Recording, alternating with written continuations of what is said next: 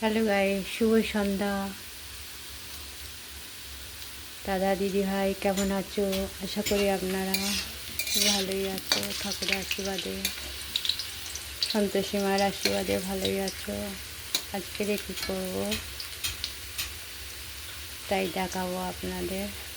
মাংস করছি, বিশেষ কিছু করছি না, মাংস আর ভাত। পেঁয়াজটা দিয়ে দিলাম, আলু ভেজে নিচ্ছি, শুকনো লঙ্কা ফোড়ন দিয়ে দিচ্ছি,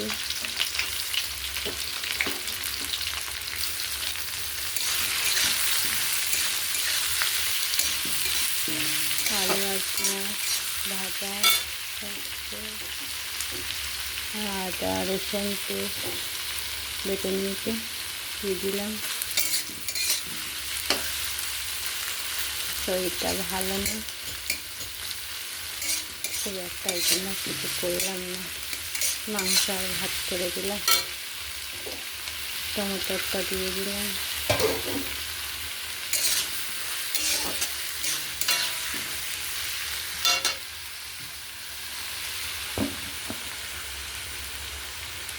লঙ্কার গুঁড়ো দিয়ে দিলাম, একটু জিরে ধনের গুঁড়ো দিয়ে দিলাম, নুন দিয়ে দিলাম,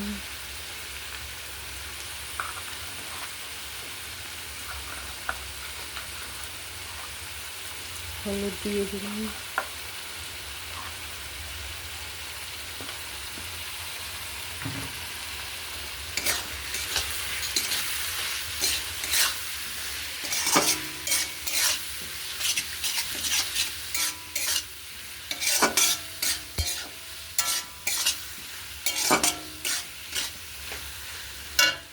আর মাংসটা গরম জল দিয়ে ধুয়ে নিয়েছিলাম,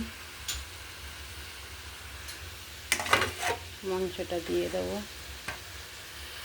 নাতনির জন্য লেগ পিস,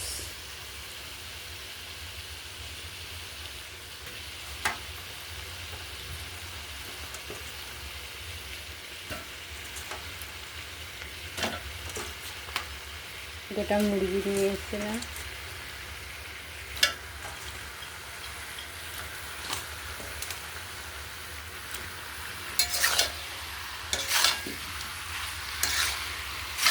কার কেমন লাগলো কমেন্টে জানিয়ে দেবে। আর এই ছোটো বোনটার পাশে একটু থেকো, খুব একটা শরীরটা ভালো লাগছে না, ওষুধ খাচ্ছি, কোনো কাজ দিচ্ছে না।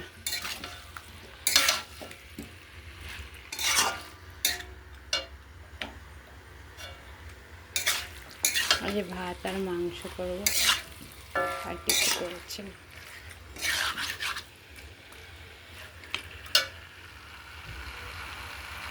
কালারটা কেমন এসছে দেখো, কষাতে কষাতে। বাটা মশলা,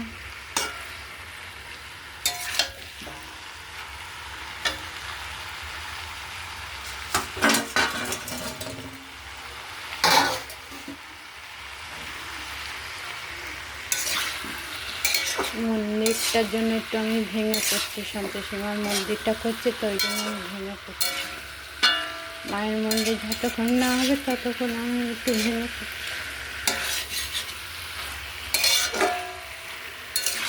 মা ছাড়া আমার আর কেউ নেই।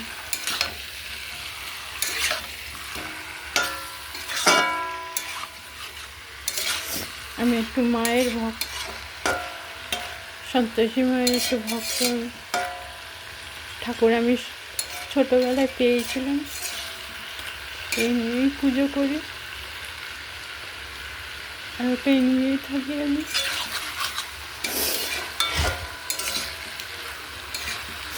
তোমরা সবাই আশীর্বাদ করো, আমি যেন মায়ের মন্দিরটা সুস্থ করতে পারি। যতক্ষণ না হচ্ছে ততক্ষণ আমি ভেঙে পড়ছি।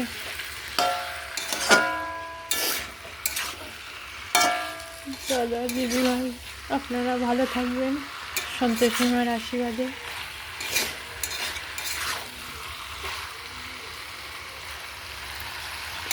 কেমন এসছে মাংসের কালারটা দেখুন, কমেন্টে জানাবে কার কেমন লাগলো। টাটা, আজকের এই অবধি।